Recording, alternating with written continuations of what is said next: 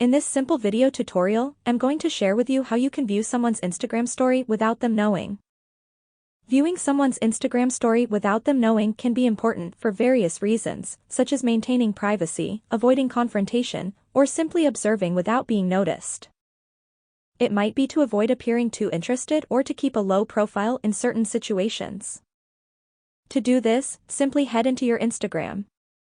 Let's say you want to view this account's story but you don't want to appear in their views list, simply tap on the following icon if you are following them already. Then select on the second last option of Restrict. Make sure to restrict the account you don't want them to see if you viewed their story.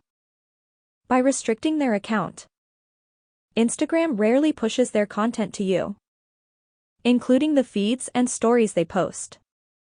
They will also see less content of you. And if they view your story, something Instagram doesn't show them in your story viewers list. And it's the same case. If you search to check their profile and open up to see their story, you won't appear in their story viewers. Unless you continuously check on their story, you won't appear in their story if you take long without viewing their stories. That's how easy it is to see others' stories without them knowing on Instagram. If you have any questions, just let me know in the comments section down below.